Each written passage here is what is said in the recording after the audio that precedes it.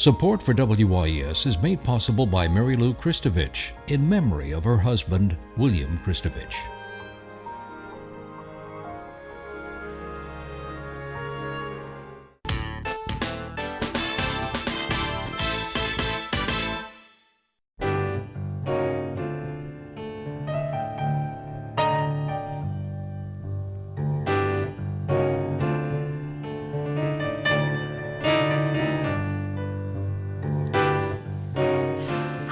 Poppy Tooker, and welcome to Steppin Out. I'm filling in this evening for Peggy Scott Laborde in this very special edition of Steppin Out, focusing on New Orleans' restaurant scene. Joining me at the table tonight, Ian McNulty, food writer for the New Orleans Advocate, Helen Freund, food writer for Gambit Weekly, hey, and of course, our theater critic, Alan Smason, editor of the Crescent City Jewish News. And I eat a lot of food. There you go. You're qualified. Well, there's one thing that it seems like we will never stop talking about in this city, and it is new restaurants. Now, myself, I'm sitting, waiting. I can't wait for Saffron, and I really can't wait for Gabrielle. Where have you been, Helen?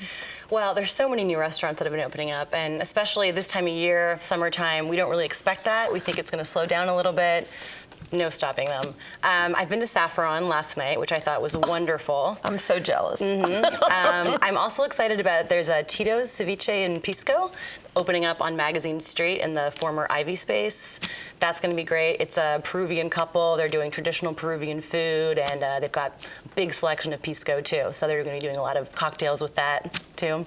So I'm very excited about that. And bakeries, Beth Bundo Sweets just opened. Oh, Beth. Mm-hmm. Oh, her desserts way back in the day from Lillette. Exactly. Yum. James Beard nominated pastry chef. She's fabulous. Yeah, that's going to be great. Well, that's a sweet ending to that. Well, is there any place new y'all have dined lately that really kicks you? There's so much diversity now. That's the really interesting part. I mean, we mentioned Saffron Nola. That's, for people who don't know, that's a modern Indian restaurant. Like, don't think of your typical curry place, good as they may be. I mean, this is a very modern take on that. Fascinating.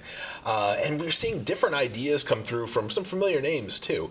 Maypop. Now, this place opened around the beginning of the year, so, you know, that what's our definition of new these days, right? I mean, it used to be 6 months to a year. You're still very new.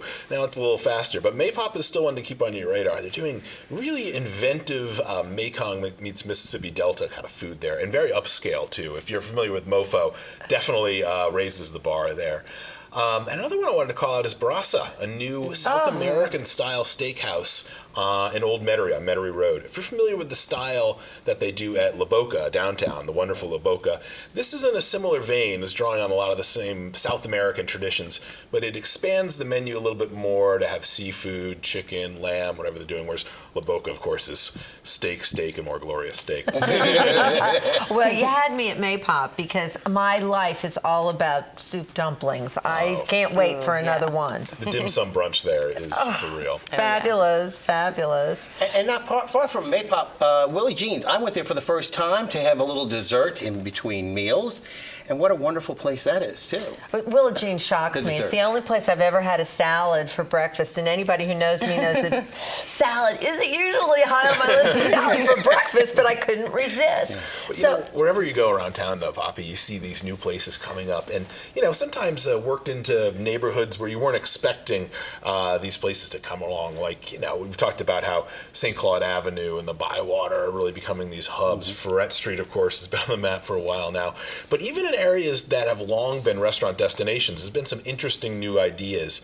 Oak Street, for instance, I've been going there for years for restaurants, but just in the last few months, this new place called DTB opened. Oh, DTB. It stands for Down the Bayou, for those of you who don't speak in the hashtag parlance, but it's modern Louisiana food. You'll recognize the format and some of the names, but done in these really interesting modern ways. The Boudin, for instance, is vegan without being sort of provocative about it. They skip the pork altogether on that, but I'm telling you, it's delicious.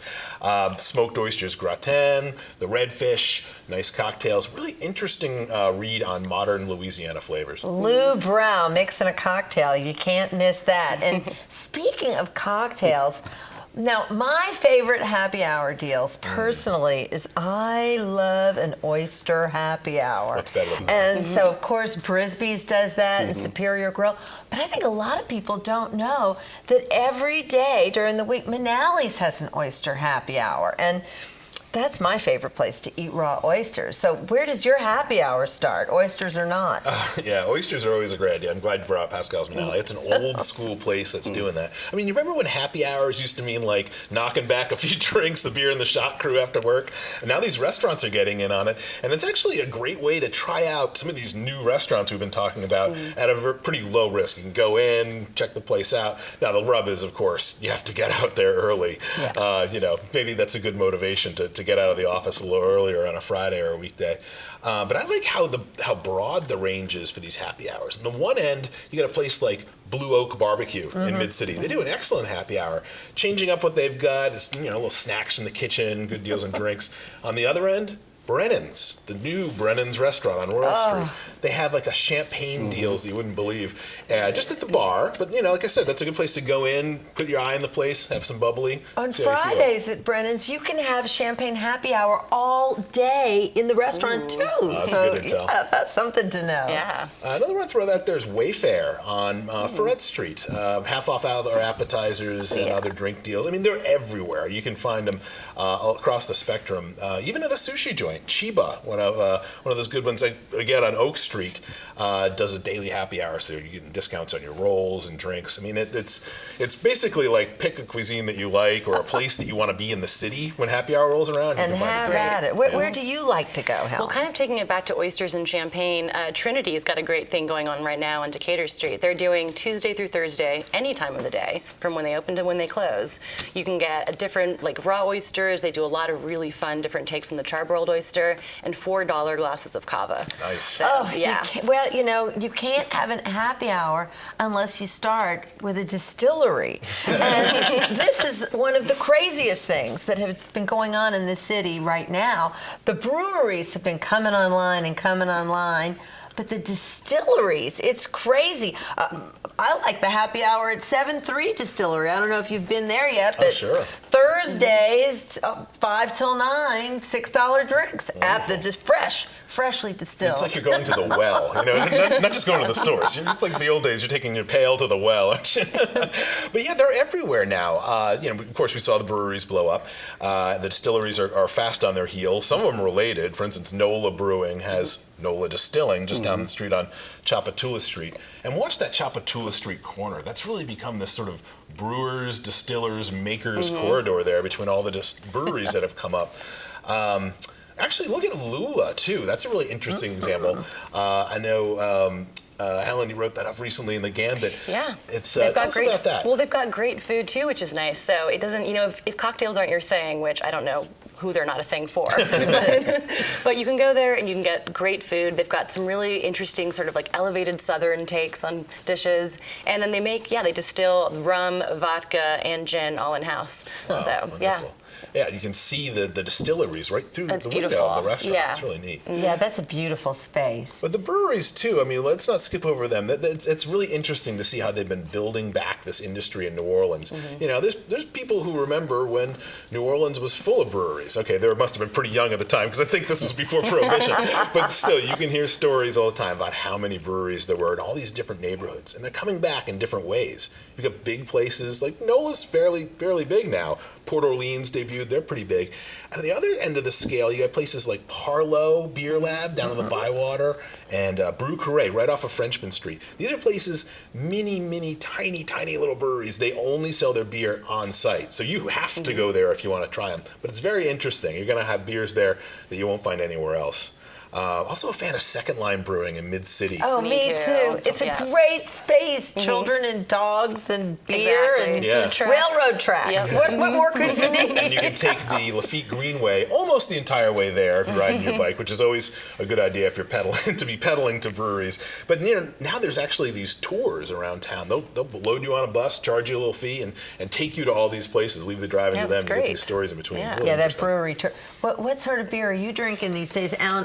Are you back to Dixie yet? I tried to get some Dixie actually the other day. I was actually at Parkway, and who's there but none other than Gail and Tom Benson, the new owners of the brewery. They were right there having themselves a grand time. I said, I'd like to have one of those at the bar. They said, we don't stock it yet. No, but I hear it's on tap, but I guess it's such a big thing now, they can't wait to get more of it in. So, Alan, you know, we've talked about the distilleries and the happy hours, but in some ways you are generally a one-note man. Well, and your note is usually the Sazerac. I must say, Poppy, I fell in love with you on one of the Steppin Out specials that was done some years ago, where you were talking about your love for Sazeracs and Galatoirs. And so I said, that's my kind of girl, for sure.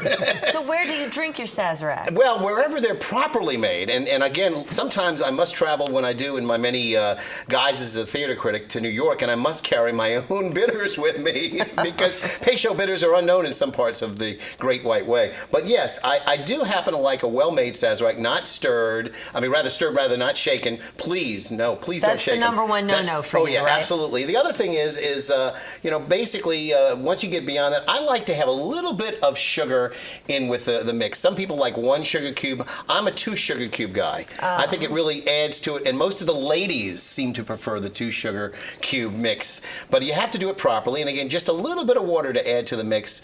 And again, my favorite haunts, obviously, there's the Roosevelt. Antoine's, Arnaud's is very good. I actually like the one at Revel, too. Chris McMillan does a very, very good and interesting takeoff on some of the Sazeracs. And of course, you're drinking your Sazerac before you're going to the theater, which is something I think you do just about every night. And sometimes dinner before the theater can be a challenge. So do you have some recommendations for us? I actually, do. Many of us know, of course, there are places like the Upper Line that already have like a prefix dinner. But, there's some that are really wonderful. Tableau, obviously, right next to Le Petit Theater, and a lot of times they work hand in hand with Le Petit. They're going to be the first go-to place. Across from Jackson Square on the other side, Muriel's, another great place, and they work with people who are trying to get to the theater on time. And I would also say there's a place uptown that we probably don't think of, right off of the streetcar track a couple of blocks, La Thai. The Thai place, they do a little bit of a prefix menu as well, and they'll promise that they'll get you out to the streetcar on time to get to your show as well. Ian, I'm curious, do you have any suggestions for someplace near Rivertown? You are so good with obscure dining. and Rivertown, particularly for us mid-city and uptown folks, it's like pack a meal, but you don't have to. Huh? Obscurity is my specialty, Poppy, that's for sure. Jefferson Parish and Kenner in particular, rich with these ethnic places, it's the full picture of diversity out there. They don't have a ton of what you consider like the fine dining kind of places where you're going to go to make a night of it. But maybe it's something to do for a little adventure on the way. And, the good thing about these places, they tend to be pretty quick and easygoing. There's a fantastic Chinese place out there called Little Chinatown. Yeah. If you have a taste for the exotic, they can fulfill it there. We're talking about snails and salt and pepper shrimp and all the weird bits, but next to more conventional dishes too, and really good soups, noodle dishes like that. There's some great Mexican restaurants out there, of course, and a really interesting seam of Middle Eastern restaurants. Falafel King is one that's caught my attention. It's a little falafel joint out there, but they make their own bread and really good sauces. Really interesting twist on some old reliables. And Helen, some of your regular beats, the Bywater, you're always covering places down there. There's so much theater down there on St. Claude. Where would you recommend people stop? Well, one place I usually go to that just opened a couple months ago, and it's right down there, it's on St. Claude, is the new Spotted Cat Food and Spirits. Oh, great. And that's, it's from the same owners, and they have live music every night, but it's not a bar. It's definitely a restaurant, and the food is fun, it's creative, and it's open, I think, pretty early, so you can get in there and get out and still make it to a show.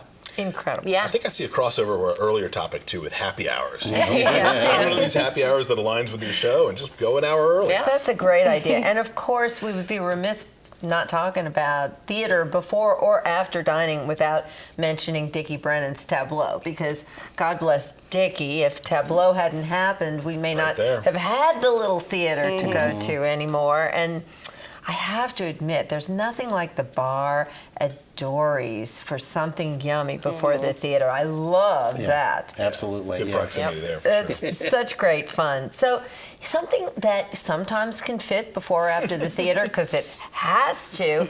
But I'm really curious to hear your thoughts about fast food in New Orleans, because we don't really need to have fast food. We've got all kind of great fast food. What are some of your favorite food on the run fast food treats? I mean, I love a good po' boy any day, but if I'm really wanting something that's going to make me feel a little bit guilty, but also really good, it's the All That Jazz po' boy from Verdi Mart. Maybe after I've had a couple of drinks too. And what's the flavor? It's a combination of stuff you probably shouldn't have together. But It's all the jazz. It's all the jazz. It's turkey, it's ham, it's shrimp, it's some kind of cheese, not sure what kind, and then something that they call the wow sauce. So it's like a cross between tartar and remoulade. I don't know. I don't care. Wow, it's delicious. that's all you can say, huh? Yeah. And when you were at Parkway the other day, what sort of po' boy was that you were eating? I had the roast beef po' boy there, but my favorite go-to po' boy is the shrimp po' boy at Don Melisse's. And if I'm not down in one of those, I may be heading over to either Bud's Broiler or to Port-au-Call for my favorite burger. And what about you, Ian? What's your favorite guilty pleasure when you're eating some fast food? Right, yeah. You see all these signs flashing by you when you drive and you're in a rush. It's tempting to pull in, just use the drive-through, right? But there's so much more out there. I think about banh mi shops. They can put out a sandwich just as fast and just about as cheap as the burger places, and they're really satisfying, filled with all those fresh herbs and vegetables and Vietnamese pate. Think about places like Mr. Bubbles downtown and in Gretna. Anywhere where they make banh mi, it's going to be quick and fast. And of course, that's the Vietnamese po' boy. I also think of barbecue, because that food is already cooked. You just order it and you're off and on the way. I mean, barbecue should be served very quickly. And then finally, the little markets, little corner joints that I think of as cup of gumbo places. You go in and they're going to ladle you up a couple scoops of seafood gumbo, crab legs sticking out of it and everything in a styrofoam cup, and you're in the car eating that, and you're having a real taste of New Orleans on the run without having to go into any of the big chains or anything like that. There's myriad examples. Just look around any New Orleans neighborhood. There's usually one of these seafood market convenience store with a kitchen kind of things. And isn't that the great mark of a food city, when you can just go to these really dumps and find really good, tasty food? Anybody love Cuban sandwiches like I do? Fantastic. You have a go-to place for that? I'm calling out Norma's in Kenner and in Mid-City for their Cuban sandwich. Make the bread in house really good. Got to schedule a minute or two for them to press it, that's for sure. But it travels well, too. And what about you, Alan? Well, the pork is not on my menu normally. The rabbi said no. But, when and if I do go to a place that specializes in ham, as an example, Mother's. I love to go over to Mother's and ask them to take the ham off and put on some turkey. So I usually get a turkey furty over there. That's a great idea. That's just yummy. Now, I realize, a dangerous question to ask people, but is anyone willing to give up their favorite gumbo place? Besides the Tooka residents? Aside from when I'm not making gumbo. Aren't all the puppies beautiful? I mean, aren't they? If you could just pick one. It's probably the most recent one I've had, and that would be the one at Dunbar's Creole Cuisine. You know, I'm not ready to say that's the best gumbo in town, but that's what my mind immediately flashes to, because we missed it so much. It was roving. It was in limbo for years and years. And Dunbar's, of course, is back on Earhart Boulevard. It's that Creole gumbo, the kitchen sink, everything crawling around in there, the shells, the bones. I mean, all that flavors together. That is a dish you're not going to find anywhere else. Well, it really is one of the classic examples of what real gumbo is supposed to be, along, of course, with Mrs. Chase's, with Vance Focusson sausage in there. Yum, the best hot sausage. What about your gumbo? I'd say Dunbar's as well. I mean, I just went there a couple weeks ago, and I thought it was so great. And it's the kind of thing that you can eat any time of day, whether it's cold outside, whether it's hot outside, it doesn't matter. It just, I don't know, it brings you home. Let's face it, we're all talking about Creole gumbo here. We've got that chicken and sausage, you got the seafood gumbo. That Creole gumbo just brings it all together, doesn't it? Well, actually, I was going to mention the most shocking thing lately is Michael Galata's, the gumbos he's making every week at MoFo bear little to no relationship to a gumbo as we know it. There's all sorts of exotic Asian ingredients in it, but Michael is, just like he's done a switch on everything, he's also doing a gumbo that is just not to be missed. Wonderful. Sounds I'll have to great. try that. Yeah, that's my favorite guilty pleasure food is I love to sneak over to MoFo and get some pho with beef tendon in it, and oxtail, and all of these wicked things that we just can't tell the cardiologist about, you know. And speaking of wicked, what is the yummiest way? Forgive me, Alan, I feel guilty now. It's all right. But the pig is such a superstar these days. And I know I cannot get enough cracklins from Isaac Toops. Oh, they're so good. I can eat the whole bag. When they're hot, Yeah. they're wicked. We're living in a glory age for cracklin, let's face it. All these things that aren't good for us are in abundance now like they never were before. You used to have to drive out to Cajun country to get really solid cracklin. Now you get some at Toops, you got some at Margie's Grill, you got some at a Bourrée by Boucherie uptown. A lot of people are making a specialty out of it, and thank you for nothing, because it's just, it's really tempting to avoid that stuff. Well, and that candied pig. What about when they start to candy it, like the Riettes at Toops? And what about those poppers at Fry's? I wasn't expecting it the first time I got it. Were you? You know, I don't think I've had those, but I have had the candied pork at Toops, and they put it in a martini sometimes too, which is extra wicked. You have to run over to Fry's and have some Yeah. of those delicious poppers. It's like pig candy. Wow. It's hard out here for a pig. Yes, it is. I know some people have had the praline bacon over at Elizabeth's and been, very That appreciative. is always wonderful. So, you know, in New Orleans, it wasn't traditionally a place where people were making their own pastas, but there's some really exciting pasta things going on, wouldn't you say? Yeah. I mean, like at Josephine Estelle, they're making all of their own pasta there, which is fantastic. I mean, Dan Esses has always had his fantastic line too. Look at Avo. That's a newcomer uptown, upscale Italian food.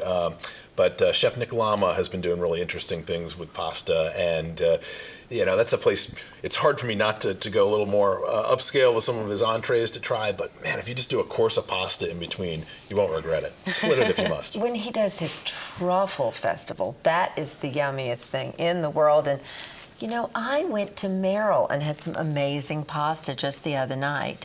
There was a seafood pasta that was a Nero fettuccine. It had octopus in it. It had all sorts of incredible things. But, you know, then it came time for dessert, and we had more pasta. That's how delicious the pasta was. The lamb ragu, I couldn't leave without eating Well, it. Merrill, that's Emerald Lagasse's restaurant. They're sourcing that pasta from Chef Dan Esses Foods. You can see it in the grocery store aisles. I think they have it at Whole Foods. And they're using it at an Emerald Lagasse restaurant. What they told me when they were opening up was, back in the day, we had to do all this in-house to make sure it was up to our standard. But now the artisans of New Orleans, these artisan food makers, have raised the level. Why not support them? When it comes to fried chicken, I know that that's a wicked topic, and I do love it when I post something on Facebook about Popeyes, and it seems like every James Beard award-winning chef in the city sends a little message. I drove through there on the way home from the kitchen last night. So it's hilarious to me to think of these chefs leaving their fine restaurants and having a little drive-through takeout Popeyes. But you gotta have it. What's your go-to? Well, I have different categories for chicken. Unsurprisingly, I can never give a straight answer here, right, on these food picks. But if I want like party chicken, if I'm bringing a box of chicken to a football game or a parade route, for me, it's a place like McCarty's, just fantastic, inexpensive, consistent, real good. If I'm having what I call knife and fork fried chicken, you're sitting down for it. I really like Fury's out in Metairie. It's a little hole-in-the-wall joint, but really old-fashioned. Fantastic chicken. He's going to make time for it because it is going to take a little while for them to cook it up. So, of course, you have your gumbo while you're waiting. Of course you do. How about you? I like the Old Pirillas, the one out in Gentilly now. That's a good They've one, got really good fried chicken. Yeah, crispy, fatty. Yeah, Just the way you want it. Crunchy, Yeah. crunchy, Good call on that yummy. one. Well, I can't let an opportunity like this to talk about the Chicken Bone Farm, of course, over at Two Jacques. That, to me, is classic New Orleans. And again, Miss Leah, I happen to love her fried chicken above most any other that I've ever seen. sample. Well, I was having a fried chicken longing the other day, and I have to say, the Mandina's fried. I'm usually busy eating seafood at Mandina's. The fried chicken just rocked my world. Mm-hmm. We live in a blessed time. You can get a cross-cultural Asian gumbo, and you can get just a straight-up Creole Italian joints fried chicken all in the same place. And, well, wouldn't it just be the end of the world, though, if we couldn't run through McCarty's? Yeah. That is, how about before a Mardi Gras parade or any big party where you don't even have to call ahead. It's a crazy thing to be able to run in the door and run out with 100 pieces of fried chicken in 15 or 20 minutes. I don't know how they do it. Oh, and if you remember, if you have warm, fuzzy, heart-stopping feelings about the chicken box of pre-Katrina fame, I know a lot of people out there do, remember that Melba's is the same people. They have resuscitated the chicken box recipe and are serving it up over there in Elysian Fields. What a lot of delicious fun we do have in this city. I'm dying to know if you just had one dish that you could say was your absolute standout thing you've had lately, what would it be? Alan. Well, I'm not sure what they call it now, but over at Pascal's Manali restaurant, they have a drum dish which is topped with their famous barbecue shrimp.